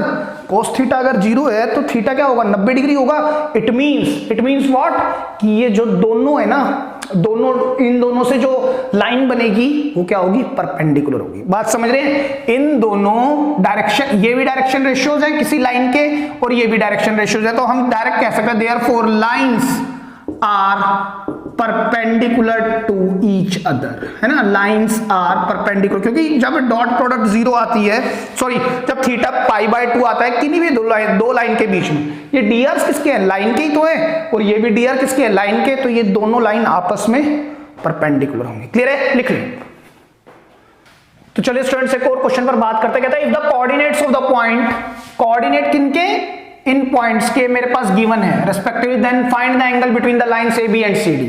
अगेन सर मेरे पास AB और CD सारे पॉइंट गिवन है, तो मैं एक काम कर सकता हूं, या तो मैं इनके लिए एंगल निकालना चाहता हूं, या तो cos थीटा लगा लूं या sin थीटा। sin थीटा लगाना ना सर बहुत कॉम्प्लिकेटेड है, रीजन बीइंग उसमें डिटरमिनेंट निकालो, फिर उसका मैग्नीट्यूड निकालो, फिर आप काम करते हैं। और cos थीटा में अगर हम काम करें ना वेक्टर से, तो AB डॉट CD मतलब I की I के साथ, J की J के साथ, K की K के साथ, वो थोड़ा शॉर्ट है, तो वेक्टर फॉर्म से हम उससे भी कर सकते हैं। बट सर अब तो हमने कार्टेशियन फॉर्म भी सीख ली है, 3D पर भी काम कर रहे हैं, तो हम तो सर डायरेक्शन रेशियो से ही काम कर जाएंगे, हमें जरूरत ही नहीं है वेक्टर फॉर्म में इसको कन्वर्ट करने की। कैसे? देखिए बिकॉज पॉइंट्स A 1 2 3, B क्या है 4 5 7, C क्या है -4 3 -6 एंड D पॉइंट है सर 2 9 2। चेक करें आप, ठीक है। मुझे क्या करना है? एंगल निकालना है AB और CD में, तो because direction ratios of line AB same way direction ratios of line CD क्या होंगे, देखिए ध्यान से, AB लाइन के डायरेक्शन रेशियोज निकालने हैं तो A1 B1 C1, फिर वही चीज स्टार्ट हो गई, A1 AB 4 - 1 5 - 2 7 - 3 है ना, ये कितना आएगा 3 3 and 4 आएगा। इसी तरह से CD लाइन के हम निकालते हैं, उनको A2 B2 और C2 बोल देते हैं। तो देखो क्या होगा, CD 2 - -4 9 - 3 2 - -6, तो ये आएगा सर 6 6 and 8। चेक करो, अब हमें क्या करना है सर, हमें एंगल निकालना है इनके बीच। तो एंगल तो हम आराम से निकाल सकते हैं, तो to find angle between AB and CD line क्या हम कर सकते हैं सर, cos थीटा, या तो डॉट प्रोडक्ट वेक्टर लगा लो, फिर वेक्टर बनाना पड़ेगा, नहीं तो सर हमने तो सीख लिया है A1 A2 plus B1 B2 plus C1 C2 divide by under root A1 square plus B1 square plus C1 square, same way A2 square plus B2 square plus C2 square, right. तो A1 A2 3 × 6, देखो multiply करना भी आसान है अगर आप corresponding लिखते हैं तो। चलो मैं लिख देता हूं 3 × 6 3 × 6 प्लस 4 × 8 डिवाइड बाय, तो सर A1 स्क्वायर हमारे पास कितना आएगा, देखिए 3 का स्क्वायर फिर 3 का स्क्वायर और फिर 4 square under root A2 B2 C2, तो देखो 6 square plus 6 square plus 8 square. Clear है। अब इनको सॉल्व करते हैं, बस कुछ नहीं है, cos theta will be equal to, देखो ये कितना है 18 और 18 36 और 32, ये देगा 68 डिवाइड बाय, देखो ये 9 और 9 18 18 और 16 34 अंडर रूट में आ गया सर 34। अच्छा एक काम और कर सकते हैं, रूट सेम है तो इनको मर्ज भी कर सकते हैं, 36 और 36 72 70 और 2 और 64, ये आएगा 72 64 6 और 13 136 136 है ना। तो देखो sir cos theta equal to 68, मैं काम ये कर सकता हूं 136 को ब्रेक कर सकता हूं 34 × 4 करके, चेक करो, तो यहां पर 34 × 34 और 4 को भी मैं ब्रेक कर सकता हूं 2 × 2, तो इन दो पेयर में से एक पेयर बाहर आ जाएगा रूट में से, तो 68 डिवाइड बाय 34 × 2, अरे वाह सर 68 से 68 ही कैंसिल हो गया, तो therefore cos theta equal to 1, तो it means cos theta equal to cos 0, no need to put general solution. Why, theta जो बिलोंग करता है ना 0 डिग्री से लेकर 180 डिग्री तक ही तो बिलोंग करता था, ये बात तो हमने पढ़ ली थी है ना। इससे बड़ा एंगल होगा मतलब रिफ्लेक्सिव होगा तो हम नीचे से ले लेंगे, तो भी हम 0 से पाई की रेंज के बीच में ही रहेंगे। क्लियर है बात। तो cos थीटा अगर cos 0 हुआ, ये 0 है भाई, cos 0 हुआ ये थीटा है ना, तो आप ये बताओ वैल्यू चाहिए 1, वैल्यू चाहिए 1, तो सर थीटा केवल 0 डिग्री ही होगा, और कोई हो सकता है क्या। वैल्यू चाहिए 1 और थीटा रखना है इन दोनों भी के इस रेंज के बीच में, तो वैल्यू 1 चाहिए तो थीटा केवल 0 डिग्री होगा। बहुत सारे थीटा पर, बहुत सारे एंगल पर वैल्यू 1 आएगी, लेकिन इस रेंज में सिर्फ एक 0 डिग्री ही ऐसा एंगल होगा जिस पर वैल्यू 1 आएगी। क्लियर है बात। तो अब एक बात और बताना, ध्यान से देखना, अगर थीटा 0 है, 0 किसके बीच में, इन दोनों के बीच में, तो हम ये नहीं कह सकते क्या, तो it means therefore AB is parallel to CD। वैसे निकालना क्या था, सिर्फ एंगल, तो एंगल तो हम निकाल चुके हैं, लेकिन एक रिजल्ट हमें और समझ में आया, अगर दोनों के बीच में 0 डिग्री का एंगल है तो मतलब ये दोनों लाइन पैरेलल है। अच्छा एक बात और, अगर यहीं पर होता है AB पैरेलल टू BC, तो आप कहते हैं सर यहां पर B पॉइंट कॉमन है, तो ये तो कोलिनियर हुए, पैरेलल नहीं हुए, लेकिन यहां तो कुछ कॉमन नहीं है, तो ये नॉट कोलिनियर ओनली पैरेलल, ये बात आपको समझनी है। ठीक है, एक बात और बताता हूं, देखो डायरेक्शन रेशियोज का फायदा देखो, डायरेक्शन रेशियोज को ध्यान से देखो, ये 3 है ये 6 है, ये 3 है ये 6 है, ये 4 है ये 8 है, तो सर पैरेलल तो आनी ही है। क्या फायदा इतना सारा काम झाम निकलवा के भी, ये अगेन एक फॉर्मेलिटी है। जैसे मैंने आपको पहले भी दिखाया था कि आप DRs को देख के भी काफी चीजें जज कर सकते हो। सर अगर ये पैरेलल आने हैं तो सर मैं इतना कर रहा हूं, ये तो मैं यहीं से देख के बता दूं A1 A2 B1। हाँ सर ऐसे पहले क्यों नहीं किया, क्योंकि मुझे थोड़ी पता है एंगल क्या आएगा, मेरे को तो एंगल ऐसे निकाल के दिखाना है एंगल क्या होगा। हाँ अगर वो कह देता prove that they are parallel, तब हम पैरेलल की कंडीशन लगाते, अभी तो उसने कहा एंगल निकालो, तो एंगल से चलाओगे क्वेश्चन को। लेकिन मैं ये कह रहा हूं आप यहीं देख के बता देता सर ये तो प्रोपोर्शनल आ रही है, प्रोपोर्शनल आ रही है मतलब ये तो क्या होंगी, पैरेलल होंगी। क्लियर है, लिख लिया आप इसको। तो चलिए स्टूडेंट्स एक और क्वेश्चन पर बात करते हैं। Again it's an NCERT question और मिसलेनियस में I think it is given, या मिसलेनियस एग्जांपल में से एक है। देखिए क्या कहता है, show that the 3 lines with the direction cosines are this this this. 3 line दी हुई हैं, उनके डायरेक्शन रेशियोज नहीं दिए, इस बार डायरेक्शन कोसाइन दिए हैं, चेक करो। और ये दिखाना है कि ये तीनों आपस में म्यूचुअली परपेंडिकुलर हैं। तो मेरी बात ध्यान से सुनना बेटा, मैंने अभी अभी आपको थोड़ी देर पहले बताया था कि किन्हीं भी दो वेक्टर के बीच में जो एंगल निकाला जाता है या तो कॉस से या साइन से, ठीक है। लेकिन हमने उसके बाद ये समझा, मतलब किन्हीं भी दो वेक्टर के बीच में अगर एंगल बिटवीन टू वेक्टर्स हम निकालना चाहें, या तो हम लगाएंगे कॉस थीटा मतलब डॉट प्रोडक्ट, या हम निकालेंगे साइन थीटा से। अगर मैं वेक्टर की बात करता हूं तो वेक्टर है ना। इसी तरह हमने इसकी कार्टेशियन फॉर्म बनाई, इसके थ्रू नहीं बनाई, इसके थ्रू बनाई।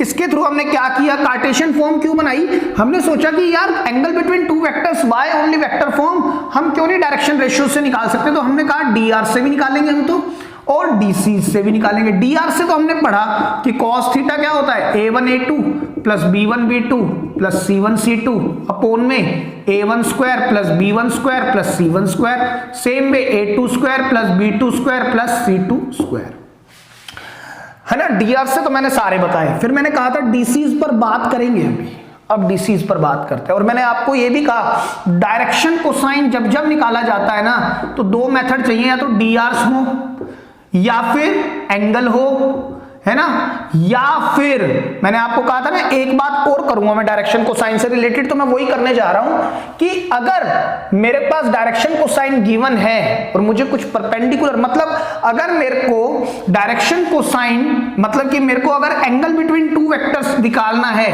एंगल बिटवीन टू वेक्टर्स, तो भी मैं डायरेक्शन कोसाइन अगर मेरे पास गिवन है तो मैं निकाल सकता हूं।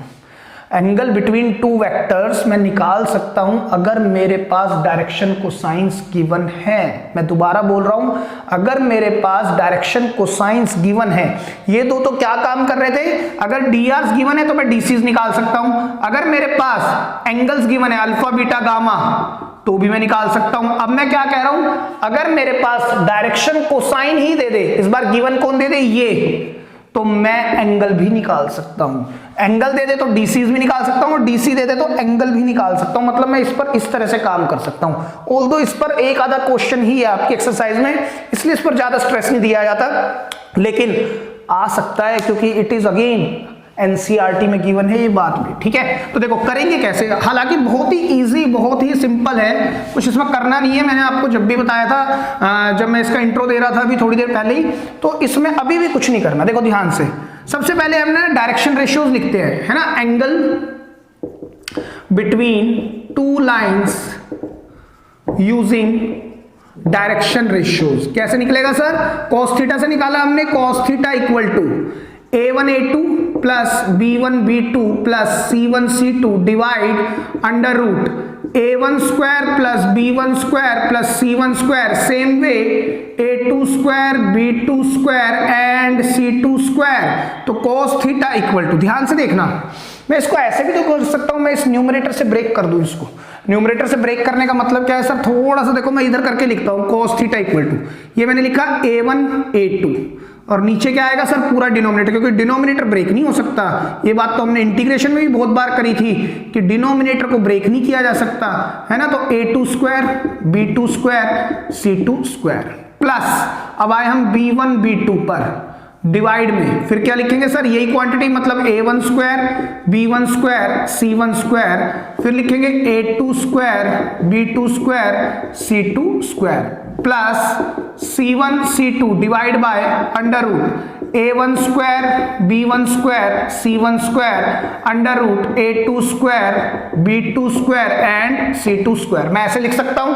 अब ध्यान से देखिएगा, cos थीटा, जब मैं L लिखता था ना, L, तो L मतलब होता है cos अल्फा, है ना। L हम किसको बोलते हैं, डायरेक्शन कोसाइंस को। तो cos अल्फा तो a अपॉन अंडर रूट क्या होता है sir, a square plus b square plus c square होता है ना। अगर मैं यहाँ 1 लगा दूंगा तो ये तीनों 1 1 1 हो जाएंगे, है ना। ये बात समझने की है। तो देखिए ध्यान से देखना, तो सर इस क्वांटिटी को मैं L1 लिख सकता हूं, है ना। और अगर मैं यहां पर 2 लगा दूं, 2 2 2, तो सर ऊपर 2 ही तो आएगा। ये बात समझने की है।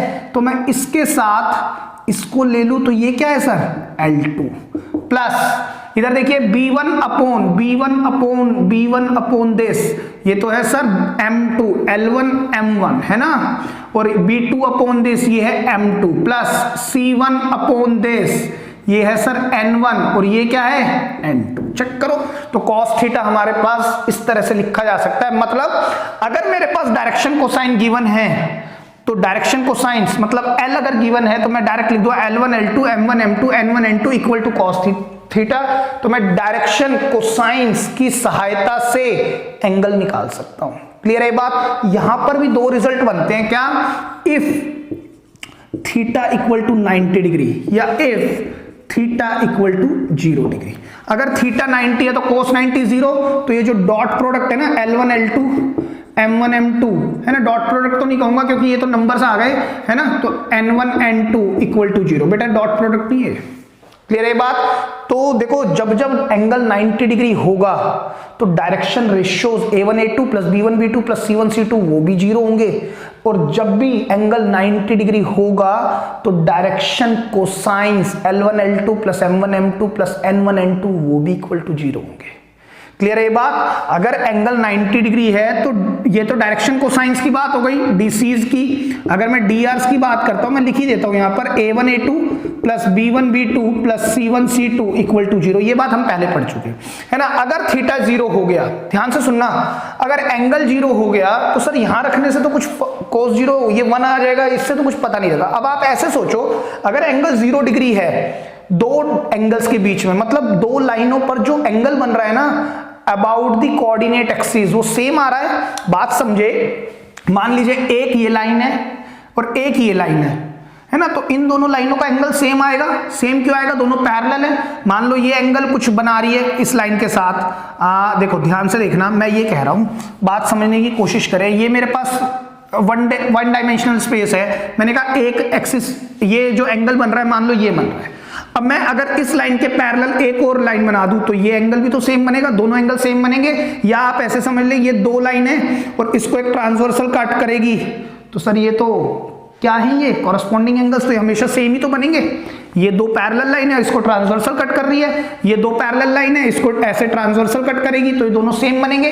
तो इस बात का मतलब ये हुआ, जब जब एंगल 0 डिग्री होगा, 0 डिग्री कब होगा? दोनों लाइनें पैरेलल होंगी, दोनों लाइनें पैरेलल होंगी।